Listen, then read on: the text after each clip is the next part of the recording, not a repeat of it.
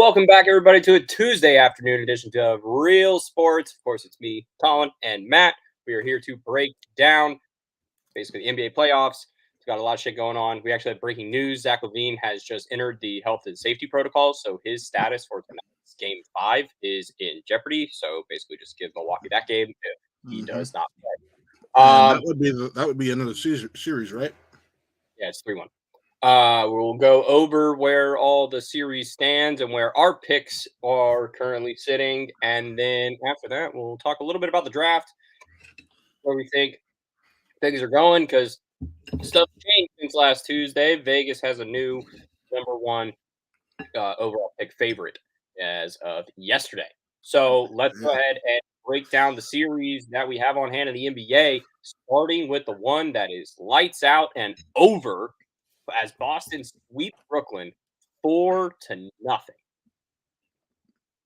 All games, we have to say, decided by 7 points or less. It's not like they were blown out in any games. Some of the points of those games, it felt like they were going to get blown out, and then they clawed back in to make it somewhat, or Boston came back, because there was points. Or Boston came back in Game 3. Boston came back in Game 3, and that was very impressive. That was a really, really tough win to get out.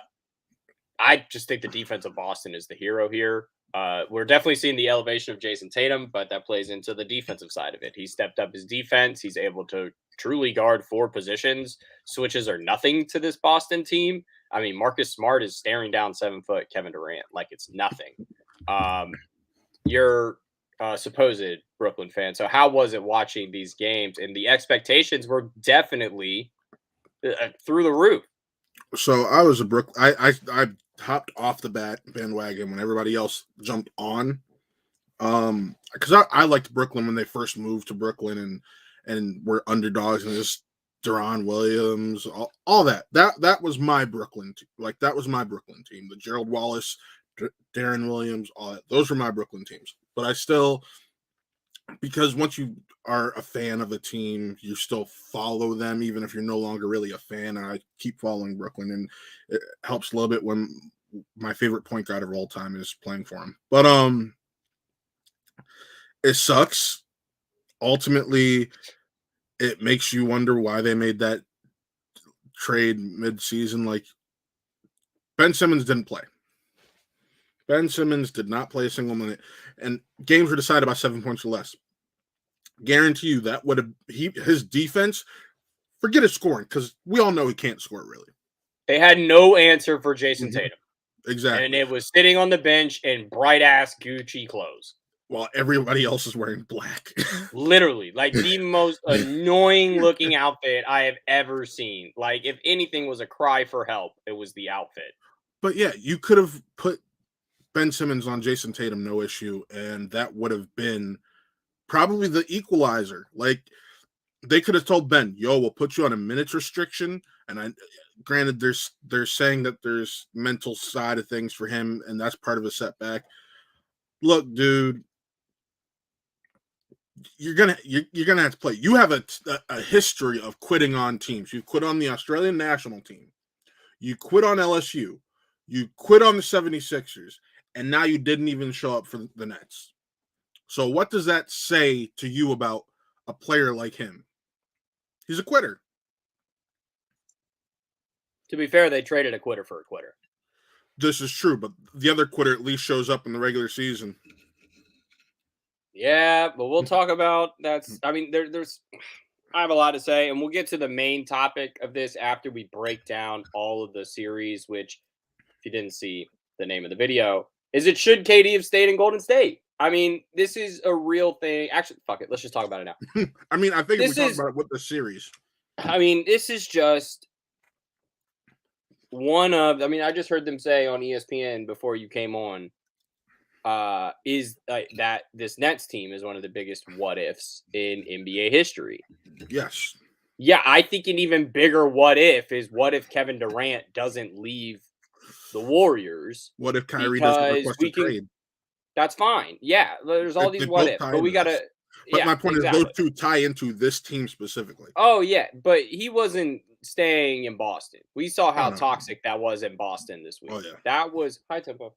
That we just saw a fan base go absolutely belligerent on a dude for two games relentlessly, and he even gave it back to him. He gave him the double birds. He got fined for it, but it was worth it. Probably the best fine he's ever gotten in his life. I feel like players should be allowed to stand up for themselves personally, like in situations like this. Yeah. Don't put hands on anybody, but I should be able to say whatever the fuck I want to say to somebody if they say it back to me. If they start it, it's free speech to a point, right? NBA. Mm-hmm. It's just, let's think. I go back to a clip I saw that the 2018 draft season Kevin Durant left to go to Brooklyn. Warriors drafted Jordan Poole. Klay Thompson wasn't going to be there for a season. They knew that. Kevin Durant getting to play with Jordan Poole, Steph Curry, Draymond Green. Broke his hand. He came back though. We're talking about if he would, you got to throw it into just a different perspective of the injuries that happened during that season might not have happened. So I'm going to assume that Klay comes back the next season, and then it's a year 2 Jordan Poole with Steph, Klay, Dre, and people got to get paid. But I don't think they give a shit because I've seen what some of these teams are doing right now, and they don't care. The Lakers just loaded up on all that contract. They'll pay it. They don't care. I feel so bad now because we're watching Winning Time, and I'm watching poor Jerry Buss's mom have to deal with the books. Wither away, looking at the books and shit, and you're just like, oh my god, these people. If this is what it's really like, I feel bad. If there's a salary cap or a salary tax, and they have to take the hit, and they're like, how do we get that cash? Who has to do that? Back then, that was probably I know, right? So now though, is it let me just move some Bitcoin around? I'm just gonna make some things happen. But it just seems like Kevin will talk about this when he's ready, with a fresh perspective of this is the first time he's going to be watching the Warriors in the playoffs. Yeah, since he left. And if they do what they're supposed to do on Wednesday night and handle the Nuggets, it's not going to be a good look. But some people are now putting the Warriors as title favorites, so keep that in mind. Which is absolutely insane. If the only other answer to me right now is the Celtics. Yeah. I think that's the only other choice to me right now. And to actually be able to argue both sides of the ball to the extent that you can argue the Warriors in terms of the system defense, because let's be clear, they do not have the straight up defensive talent that other teams they did before. Have, but they're not the same team. System, and it's Draymond Green that keeps everybody glued together, that's shouting orders. That's the true, people call him a quarterback. He's a fucking middle linebacker. Get it right. Yes, sir. He's the Ray Lewis of the defense, calling out orders, shouting out, telling people where to go. He's literally dragging. I saw him drag Steph Curry to his spot the other day. I was like, holy shit. Yes, this is what What's up, Jeremy? What's up, Jeremy? What's popping, dude? Thanks for popping in. It just seems to me like, can you imagine? No Andrew Wiggins, just Kevin Durant. Come on, y'all. What are we talking about here? Because then D'Angelo Russell wouldn't have gotten traded. Right. So you got to take back the D'Angelo Russell trade. So then there's no one to trade for Wiggins. There's no D'Angelo Russell signing either. Exactly. Because you guys just signed him straight up. Bingo. So there's all that money. All that money just sitting there. And you can still keep re-signing dudes. They would have restructured contracts, all that stuff. Iggy would have restricted his contract and he wouldn't have left. Hell yeah. Iggy would have played for $1. He would have been so insightful in 2018. He would have said, I'll take 100 Dogecoin. When it was like negative 0.00001 cent. And now it's like 14 cents. Yeah. You know, I just feel like the Warriors were just ahead of the curve and they just did not. It kind of feels to me very similar to what just happened with Freddie Freeman. Because we heard from Freddie Freeman when the Braves just recently took a trip to LA that the first time he had seen the Braves GM in person since they won the title. So you're telling me that the GM of the Atlanta Braves didn't even meet with them in contract negotiations? It didn't even go to the dude in person to have contract negotiations. They never met once in person. that is like, I'm not saying that's a fireable offense because this dude had one of the best trade deadlines in MLB history last year that literally won us a World Series. So Fair, but to some extent, you know what the guy's doing. That is a very questionable method. Questionable as fuck. So I have some very similar things to ask. Did Bob Myers have a face to face with Kevin Durant? We know he did because there was a big meetings leading up to it, just like LeBron did initially. But like a real one, like a real or was this like on his way out? Because you know there's a difference in a tone setting of those meetings where if Kevin has already checked out and there was no going back, and let's be clear, there was a way to fix all of that. And Draymond has been very on the record about what went wrong, why it happened, that the only reason he made a big deal about it was because Bob Myers sat him down in his office and said, "You need to apologize." He was like, "I'm not going to be told to apologize to another person by you." Okay. And took that very offensively, as he should have. And it just never got resolved in an amount of time that made Kevin feel like he wanted to stay in Golden State. And that's fine. That's human beings, and that's how it works. Bet that motherfucker would come right back right now, though. Yeah, 100. Well, yeah, exactly. That, yeah, and Draymond has admitted that, and Kevin has admitted that. And now they're cool. So we're all cool. Part of me thinks he's still. Part of me thinks he still would have left anyways because he wanted to be the man again, and that was the thing. He would have been the man. I watched 2 years of other dudes being the man on that team. Hear me out. What I'm saying is, it's similar to LeBron and D Wade in Miami. It was LeBron's team to the players, but that was always going to be D Wade's team to everyone else. So the players and media, that was LeBron's team. And and here's the bigger problem. Here's the bigger version of that is that there were 3 of them. Exactly. And that's my point. The Bay loves Steph, Clay, and Draymond. There is nothing. Those 3 dudes, to quote, I can't believe I'm going to do this, to quote a former president, could walk into the middle of Fifth Avenue and shoot someone and get away with it. And they would not care. That is in this case, you mean the Golden Gate Bridge, right? Sure, whatever. They could walk right onto the Bay Bridge and do whatever they want.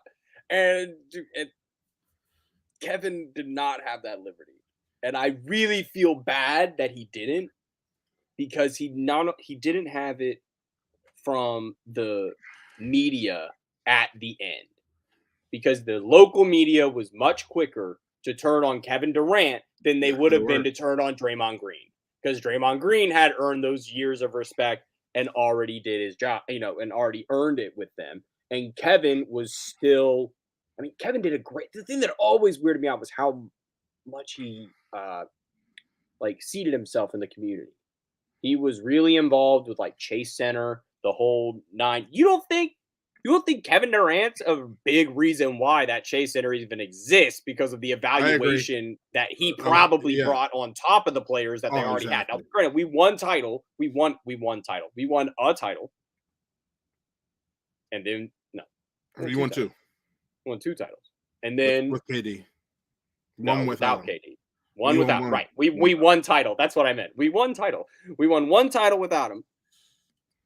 And then he adds 2 more. So what does he do to add the evaluation that now that building, which I've never been in it, but I hear it's immaculate. And now the Warriors are in this position to have one of the best arenas in the league. And now the team has turned itself around into, I tweeted something the other day. I think it was actually not stupid. So I'm going to try to find it real quick. It said that this is the Warriors team that silences the haters. The backbone is built off the blood, sweat, and tears of the last 2 seasons. Time to reap the rewards. By that, I mean watching the freaking C-Team Warriors for the last 2 years play NBA basketball against starters and have Jordan Poole and Gary Payton and all these guys, and actually have, who Kevon Looney is not afraid of at all? Who? Nikola Jokic. He does not care. You know who's an NBA champion? Oh yeah, Come on, Looney. exactly. And he's got that confidence. He's like, dude, I've been here before, man. I've done this. And so, like, I think that's something that Jokic was probably not really expecting, was to get smacked in the mouth like this. So I agree. let's pop over to that. Let's go back and forth. We'll go east, west, all the way up. So let's carry on over to Golden State, and then we'll run through the rest of these. Golden State currently up 3-1 on the Denver Nuggets. Nuggets clawed back in the last game, which I thought was the best game of the series so far. Nuggets held an 8-point advantage for about an hour and 15 minutes of real time, which is just stressing me out at 4:00 in the afternoon. It was not fun. And then when the Warriors cut it to 5, there was like a little demon inside of me that was like, all right, I really want this basketball game, and we are going to get into this. And then we tied it, and then threes started dropping from everywhere. Everyone was dropping threes. They were dropping threes. We were dropping threes. Yep. The over kicked up. Like, it was an insane game. Nuggets end up coming out on top. Just got too far away from the dubs at the end, including Draymond fouling out. Clay almost fouling out. Should have fouled out. I don't know how he didn't foul out. Yo, I just want to say Austin Rivers finally doing something to live up to his draft status. I was a big Austin Rivers fan coming out. I was a big Austin Rivers guy coming out. Oh yeah, you're talking to a Duke fan. I know all about that mofo. That guy's the man. In Duke, he's the man. In the NBA, he never lived up to what we all hoped. I remember watching his hoops Duke point guards. Let's be honest, point guards that actually played at Duke really have a hard time living up, because Kyrie didn't actually play at Duke. Yeah, he played. He played 6 games. You know what's funny? Same as Darius Garland. He's the same as Darius Garland. Played like 10 games, injured, missed the rest of the year, drafted by the Cavs. So I don't know what to tell you about that one, Bo. That's hey, and we've ended up with 2 all-star point guards because of it. And if it ain't broke, yeah, you're right about that. If it ain't broke, don't fix it. Well, here's the thing. It's just unfortunate that Denver doesn't have Jamal Murray and Michael Porter Jr., because then this is a series. Then you actually have to have Andrew Wiggins out there guarding Michael Porter the whole time. You could actually have Klay Thompson on Jamal Murray, and then you would have a real tussle on the interior. And I think that would be a great series to watch, but that's not the series we're going to get this year. And that sucks. And I'm sorry to Nuggets fans, but one of my best friends, Michael, it sucks. They're a great team that were just hindered. The fact that, here's the thing. Is this guy still the MVP? I had Embiid as the MVP, honestly. I did not have Joe. I had Embiid as the MVP too. But now, I don't know. I know it's still between both of them. Fuck it. Just give it to both of them. Just split it. Like, well, we'll talk about that splitting an award in a little bit. But no,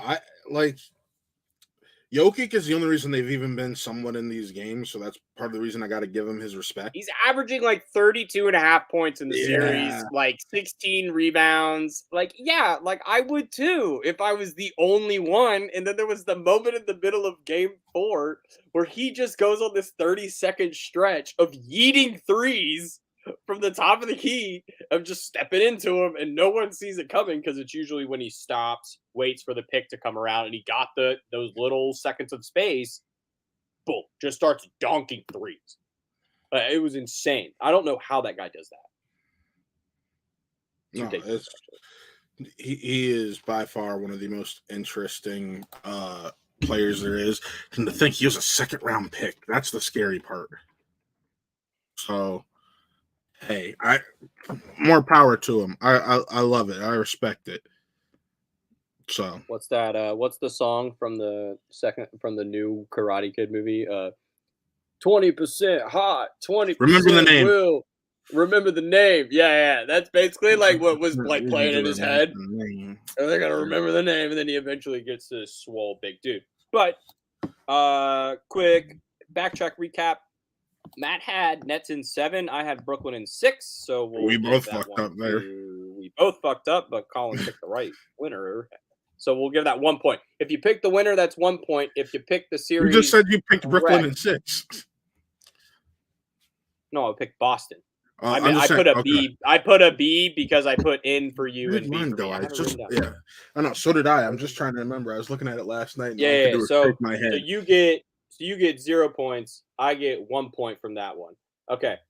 You have Golden State in 6. I have Golden State in 5. So you should be rooting for the Nuggets tomorrow night. Yeah.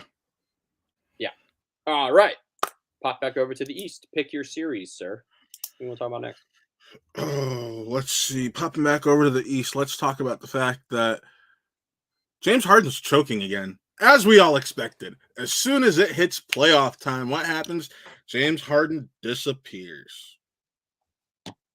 Well, not only is he disappearing, but his starting In center has a spectacular torn fashion, ligament in mind his you. hand.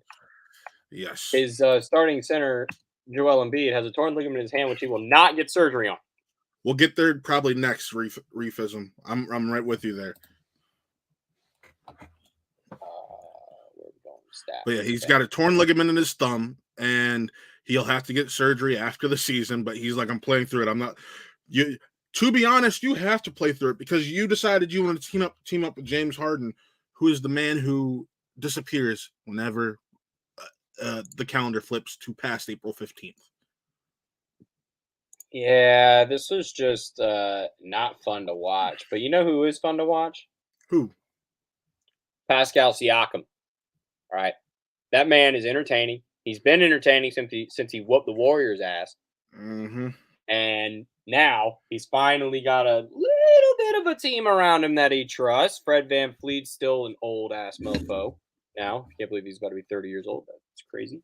Gotta But love he's those taking it to undrafted Joel Embiid. players. He's also not Right. afraid of anyone. Guess who's an Right. NBA champion? Pascal Siakam. Guess who's not? Joel Embiid. I think that has a lot to do with this, and people are not really talking about that there's a confidence thing that most of these Raptors that are playing meaningful minutes were on a championship team. So these guys are there, and they got youth. And outside of Scotty Barnes, yeah, I think so. Yeah, outside of Scotty Barnes, and then you plug in Scotty Barnes for Kawhi. 12 to 15 points and playing the defense that Kawhi would play, yeah. There you go. If you told me that I could replace Kawhi Leonard with the same intensity on defense and half of his offensive production, I would take that every day of the week. It's great. I'm with you there. That's why I still think Toronto's going to probably win the series, but neither of us picked them. We both picked Philly in 5. Yeah, that's because Philly was already we both up 2 lose games unless, at that point. yeah. Yeah, that's just rough. But yeah, I see Toronto pulling this out now, and it's gonna probably be Miami and Toronto, which will be really kind of fun to watch Bam and Pascal bash in the paint, but it's not going to be fun to watch Kyle Lowry against the Raptors. I do not think it's possible for James Harden to step up because history has shown he doesn't know how to. In the playoffs, he never shows up. Never. He may get like 1 or 2 sporadic games throughout the entire playoffs, but in Houston when he was making the playoffs, it was Dwight and CP3 carrying his ass. Right now, you have remember that game they missed 35 threes? Yep. Against the Warriors in that series? Yeah. That was incredible. And he took like almost 20 of them. Throwing the fact that when he was in OKC, it was KD and Russ carrying the load, and the first time we saw Harden do his disappearing act was that final series because he played. That's probably the only year I remember Harden playing well in the playoffs. Was that year? The Heat? Yeah, it was the Heat in 2011. 2012. Yeah. But then he disappeared in the playoffs. He disappeared in the finals. He appeared all playoffs up until the finals, and I feel like he hasn't been able to get back to that same player he is in the regular season in the postseason since then. Well, I don't see it happening. James Harden, you got as Lucy once said, you got a lot of splainings to do because this is getting old, and you're too good of a player to keep this shtick up. So lose some weight. Figure out what team you actually want to play basketball for and go there, please. Because we're sick of this shit. Maybe just go to Year League because you. Hell no. It was a joke. Hell no. It was a joke. Ooh, yikes. All right, let's pop over to Phoenix, facing off against the pissed off New Orleans Pelicans. who say that nobody respects them. Seems like they're right. CJ McCollum's looking like that star. Here comes Brandon Ingram. Mama, there goes that man. As he's just taken over the series. Seems to be the one kind of player that the Suns do not have a defensive answer for. Yeah, no. But it's because it's because realistically he's finally turning in what people expected him to be, which is scoring abilities of KD 2.0, same body build, same height, and he's got his moment. No Zion this year. It allowed him to stop. It allowed him to just finally rise up, and I love that. This is really just another rise that I didn't see coming. First playoffs for him. His stat line on Sunday, pulling that up real quick. He was 35-4. Man dropping 30 points. And Jonas Valanciunas had 26, 15, and 4. 15 rebounds, 4 assists. What the hell? What the hell? This is the Pelicans. Y'all, CJ McCollum did this. I'm going to tell y'all right now. CJ McCollum walked in that place and was like, y'all think you're scrubs. Oh, absolutely. Yeah, I know. Oh, we all know that. He still gets distracted by the city of Miami. He gets distracted in Cleveland. James Harden is the kind of man who finds a good time anywhere he goes. And it does not matter where. Sure. Yo, I just want to say, I want to talk about the Devin Booker injury real quick because I know a lot of Suns fans, friend of the show, Brandon Buckingham, and then there's Taylor Robinson, Jacob London, and other Suns fans I know felt that he should have been up for MVP. And now we're seeing what happens when you have just CP3 with no Book. No CP3 and just Book, you're fine. But CP3 with no Book, it's kind of uneven because you don't have that same scoring punch. Booker's a consistent 30 points a game. That's a bucket. Where are you getting that? Where's the replacement coming from? So I honestly think there's a good opportunity for Phoenix to get upset now because if they had won last game, I wouldn't feel that way. But the Pelicans are now 2 wins versus 2 wins.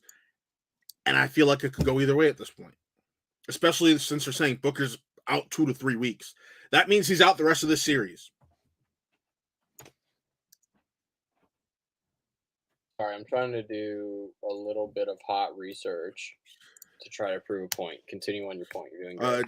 Jeremy Miller says just CP3 is early Hornets days. Yeah, but he's got a better squad. You have a number 1 overall pick in DeAndre Ayton, who's been playing well, but is now getting out-muscled by Jonas Valanciunas. So Okay. Here's the thing, folks. We got numbers to back this shit up. All right. Most of the time, the best player on the best team does not win the MVP. Mm-hmm. Let me throw you back in time. 2021. Nikola Jokic won the MVP.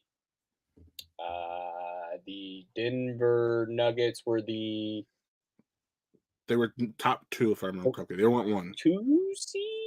Yeah, because Utah was 1, and everybody talked about Utah's collapse because of it. No.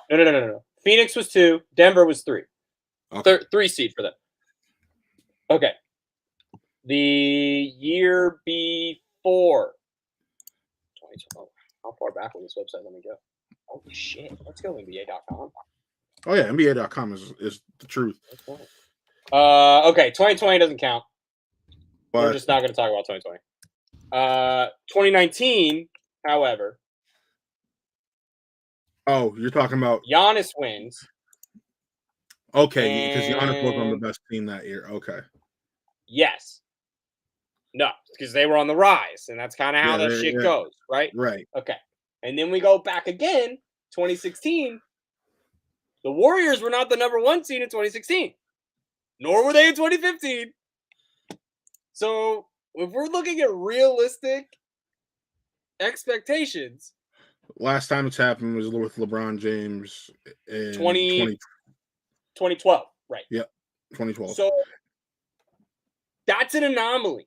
And then because you keep going back, because they weren't the number 1 seed in 2013. Correct. And then you just keep going down, and I don't even know what would it be, Steve Nash or Dirk after that. Like this is No, a because very rare occasion. LeBron with the Cavs was not he was the number 1 seed in the East, but not the number 1 overall seed both those 2 years. Kobe with the Lakers With the with Lakers, 2008, Dirk. Yeah, so 2007, and then Nash twice, Garnett, Duncan twice, AI, Shaq. Okay. So point we're is, looking. there's a nice little history is what you're getting at of not the top player on the top team winning. The Warriors were the number 1 seed in 2015. They were not the number 1 overall seed, right? That's what he's saying. The number 1 team overall, Reefism. 2016 they were. 2016 they were because that was a 73-9 year. Because that's so 2016 they were the number 1 overall seed. My apologies. I'm going through a lot of numbers very quickly. Yeah, that was 73-9. Okay. Yeah, I'll remember that one because I got a ring for it. So that's one. But guess what? Those were astronomical numbers, right? That Steph was putting out that year. That is 30 what points a game, 50% from the field, 5 boards, 6 and. And here is the bigger point: Kevin Durant was not on that team, and Kevin Durant nor Stephen Curry won an MVP while the two played together. Mm-hmm. And you can definitely have the same arguments that they were both the 2 best players in the league. Is Devin Booker, was he the best player in the league this year? I don't think so. But you can have the argument, but you're not going to win it when you have guys like CP3, Chris Paul, DeAndre you Ayton. have Ayton, and all these other guys Mikal showing Bridges. out. Right. You have other guys stepping up. It's not all you. There's Booker's game just isn't like the guy. I just don't see the highlights of him getting blocks, making, huge transition plays that are captivating. And unfortunately for Devin Booker, he's following in the steps of Stephen Curry. He's following in the footsteps of Stephen Curry and James Harden, who turned the offensive structure of the NBA into what it is today. They've extended the defensive range. And now, I hate to say it, but what Devin Booker does not look as impressive as it would have if these guys hadn't already done it. No, it does not. So I don't know if there's anything that Devin Booker does uniquely that neither James Harden or Steph Curry have done or haven't done in the last few years. So I think that's really where the voters ran into. And there's no story there. You guys want to come back from a title you should have won. That's it.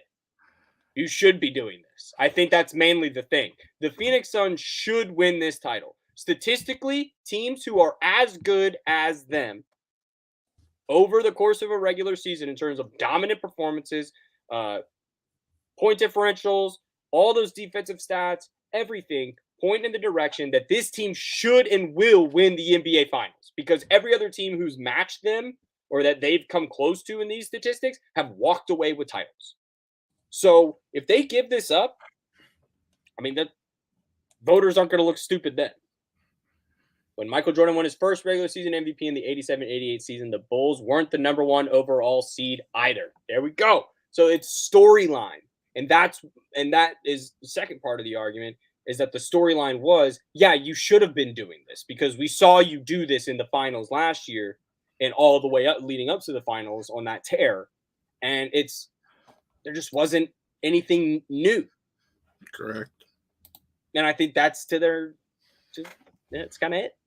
And that's the way the cookie crumbles. Sorry, Phoenix. Probably going to lose to the Pelicans. You know what? considering I get seeing CJ, an Ohio boy, succeed like that would make me so happy.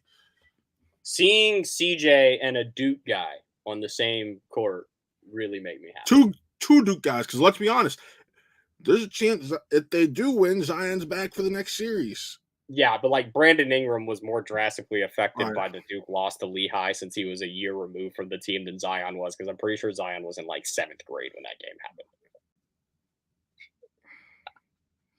Oh my god, imagine how big 7th grade Zion was. Oh my god. All right, let's pop back over to the East. Let's take care of these last two. Chicago, Milwaukee. Yeah, we just recently learned Zach LaVine is in health and safety protocols. We don't know. Like, chalk that up to Milwaukee if he's not able to play in that game. That's a wash. Sorry. Yeah. Sorry, Chicago fans that I don't know. Chris Anthony Lopez. Sure. Haven't seen him tweet about it once. Oh, yeah. Well, to be fair, he works like 2:30 in the morning to like 10 in the morning. So he's normally asleep during those games. That's literally when the ESPN replays run. Fair. But Raptors and Heat. You mean Miami lead? Sorry, I wrote it up here. Raptors. Oh my gosh. Miami leads Atlanta 3-1 currently. They play tonight, which means Colin will probably win this one on the head. Heat, because he had Heat in 5. You know what I'm talking about, folks. When I'm right, I'm right. And when I'm wrong, I'm wrong. I just want to. If the Hawks hadn't been dominated as they had been, I probably would have given them more leeway. But they had just been dominated. They had been dominated those first 2 games. So it's a little rough to come back with what they're looking at.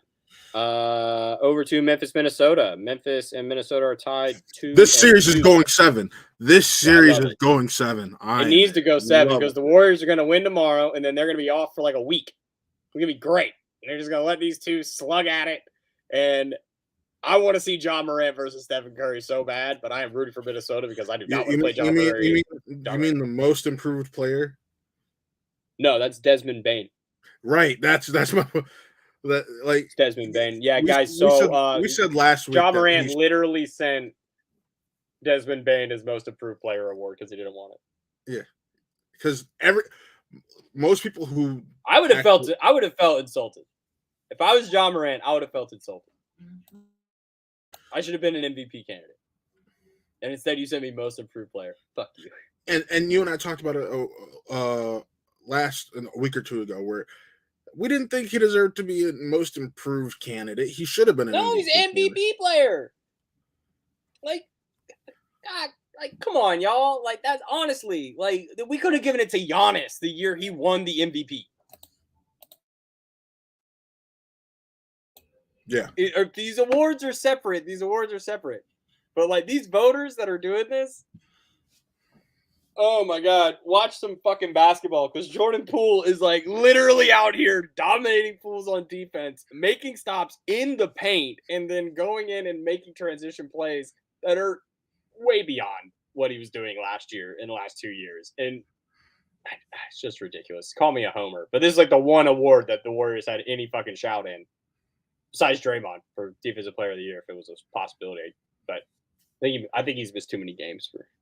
Yeah, for awards consideration. Yeah, I just think that's a real miss. And Poole heard that, and he's going to torch some folks tomorrow. He came out really fast in Game 4. I think I said that on the broadcast. He just looked real quick, real jumpy, like he was ready to go home. And then, what's the other East? The other series is we finished all the East series. Now Dallas leads Utah 3-2. Jalen Brunson is a dog. I'm sorry, did you not watch the game last night? Jalen Brunson Luka showed the fuck up last night and had 33 points, or had like 36 points in 33 minutes. Yeah. And then they sat his ass for the whole fourth. But they wouldn't be in that position they were in without Jalen Brunson. That's why I say that. Those first wins, and I mean, you got to give it up for that. But now that Luka's back, it's on. And if Dallas stays in this series, and it's Dallas versus New Orleans, my Siri on my Mac just activated for some reason. But if it's New Orleans versus Dallas, that's a series I would love to watch. Yeah. That's going to be sick. And then the winner It'd of be that fun. would probably play the Warriors in the Western Conference Finals. Yeah. I do not want to play Luka Doncic in the Western Conference Finals. I'm terrified. I'm terrified of Ja Morant and Luka Doncic. Two dudes I actually legitimately watch games of and love as basketball players are going to break my heart. I can already feel it. I'm already about to cry. I can already feel it. The pain is coming. It's going to be game 7. Luka's going to do that step back right on the spot, like right in front of Steve Kerr. Mike Breen. Bang, bang, bang. Like, oh, God. Except it'll be Kevin Harlan because it's on TNT. Yeah. Either way. This has been one of the more fun playoffs when I've been able to watch a game. Every game has been entertaining. Yes. Like how in years past would you watch a sweep? Like when the Spurs used to like sweep like the Jazz, you know, or the Grizzlies or whoever it was in round 1, and they'd win by like 25 points a game. Like the Celtics and Nets series was less than 7 points a game, or averaged around 7 points a game, a loss. No game was decided by less than 7 or by more than 7 points. Like that, I mean, that's a great series all the way around. This Warriors series has been great all the way around. The Warriors have won, but you're seeing incredible basketball from Jokic, like we mentioned before. But the fact that we are just stacked right now with youth talent, I feel like I'm a broken record. I say this all the time. We are in such good hands. If you were scared 3 years ago that the NBA didn't have anyone coming up, I totally get that. Because your faith was all in Jason Tatum and Devin Booker, pretty much. We didn't really believe in Giannis, but Giannis is such a no one could have seen that coming. Like that's. I just want to say, I don't know if you saw this. Deadspin put out a story a couple hours ago saying, funny how the Celtics took off once Danny Ainge and Brad Stevens were out of the way. They're not only out Danny of the way. Ainge. Danny Ainge. Brad Stevens still there. The one putting together your championship caliber team right now. So like. But let's be honest, it's not like Brad Stevens really made a lot of moves on this roster. Like, most of the dudes are still there. Like he literally brought back Al Horford. He brought back Al Horford and brought in Josh Richardson, or if I remember. Brought in Josh Richardson, who's not playing, and brought in Derek White, and drafted Robert Williams, who's incredible. Robert Williams is like, oh my God. Right. We're going to look back in years and saying that we're saying that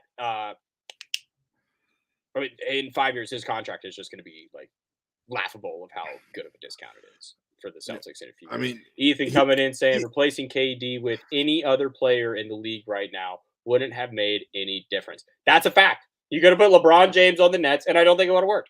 I don't think it would have worked. It's just, you know who's dodging bullets here? Steve fucking Nash is dodging bullets like he's in the Matrix. He has not taken any hits on TV. No, because realistically, everyone realizes it's like he hasn't even really been. Consider everything the Nets were put under this year. Kyrie's issues, Harden's issues, KD's injury. There's so many factors there that the fact that they even made it to the finals when they were like barely hanging on to the 10th seed or not the finals, the playoffs, when they were barely even hanging on to a play-in spot at one point is fantastic. And let's be honest. Fantastic. Well, here, I said this. Let's be honest. Some of these are self-inflicted wounds because they're the ones who took the stance of early on in the season, we don't want a part-time player. And they went basically 2 months without Kyrie Irving. If they had just let him play and be a part-time player, they probably would have been higher up in the standings. They wouldn't have even had to be in the play-in. And then, again, self-inflicted, you guys traded for Ben Simmons. Like, I would have tried to make it work. I also don't know if Steve Nash quite understands how PR works. Yeah. Like, see? Thank you, Ethan. Replace Nash with any good coach. Nets would have at least stretched it to 6 or 7 games. I 100% believe that because there were moments where, like, I think Steve just gave Kevin the ball and said, see what you can do. There was a moment in the last game where they were, I think, it just gotten it tied. And Kevin is driving the lane on 2 guys. Any other time of day, Kevin Durant drives to the hole, dunks on that dude, embarrasses him, and sends him home crying to his mom. He Yeah. instead plants a foot at the free throw line and does a step back 5 seconds into the shot clock and bricks it, and then they lose the possession. Absolutely incredible. I'm watching Kevin Durant like, what are you doing? This is not like February.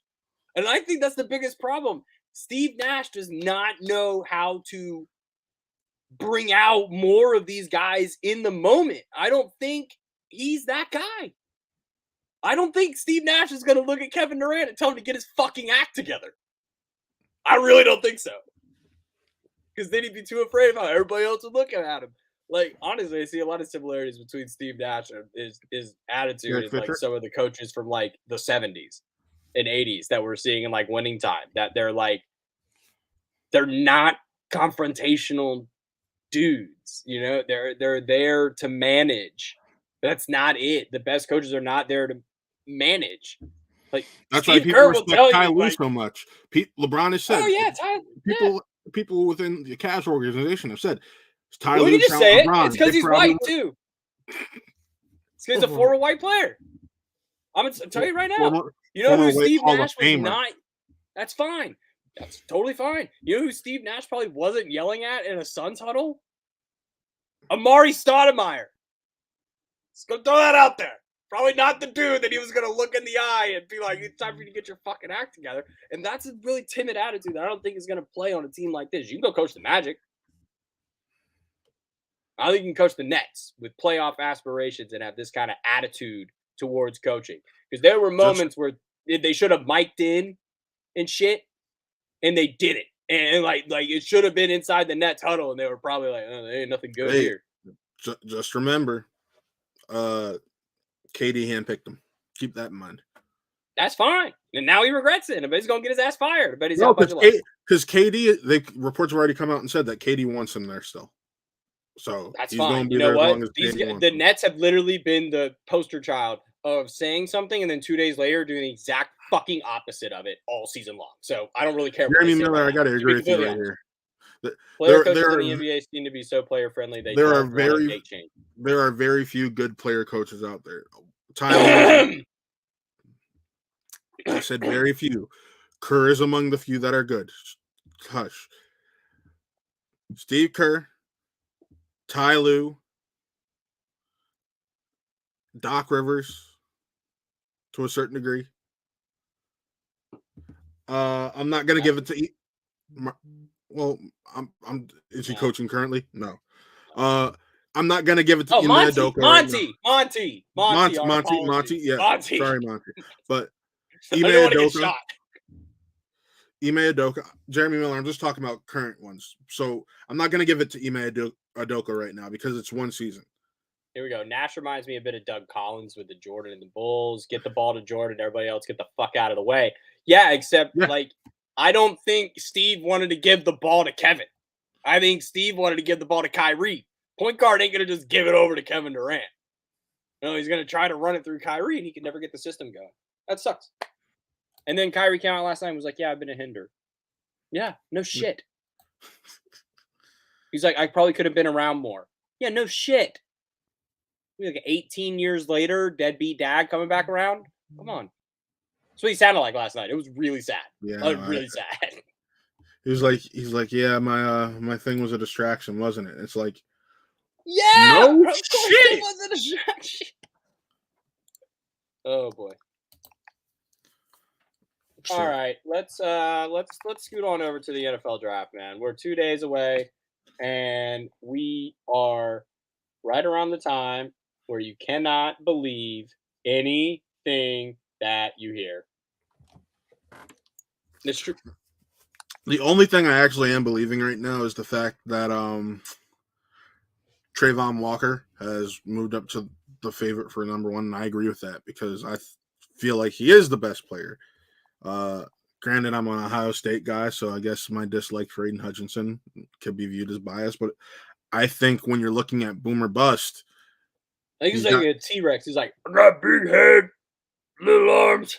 This is what I feel like Aiden Hutchinson is. Like he's like, Right. "Rah, rah, rah." But Trayvon Walker is just a beast, and he's still so raw that you imagine what he becomes with great coaching.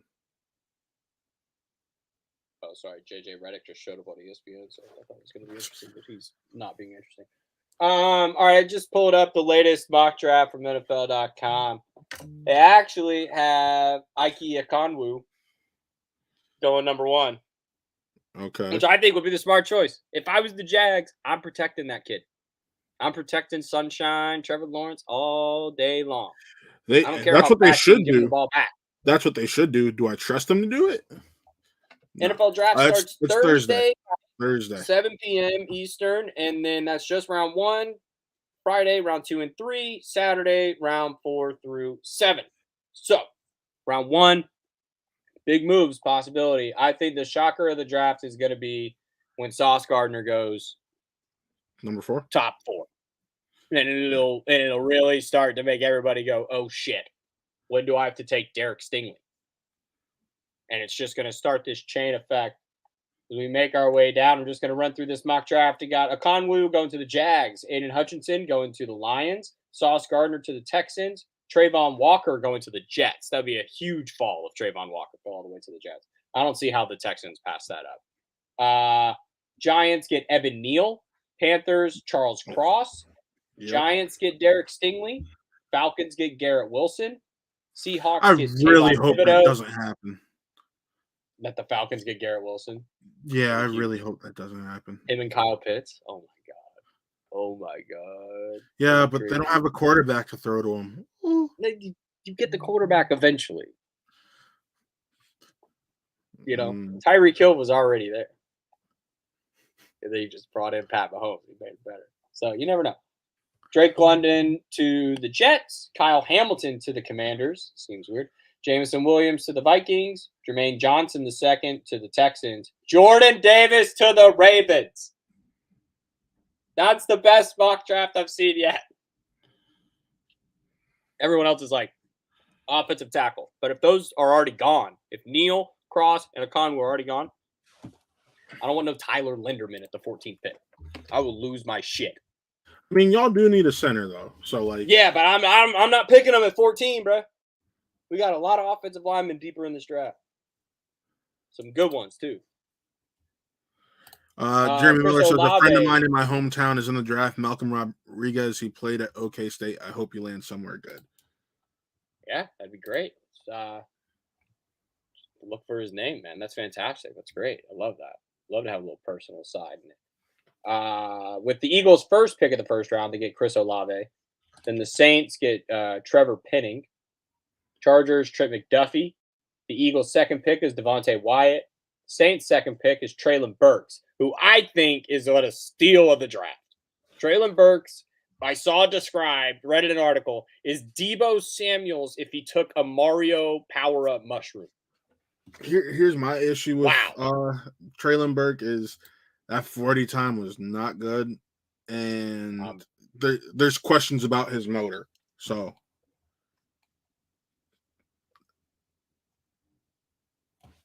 he ran a 4.48, bro.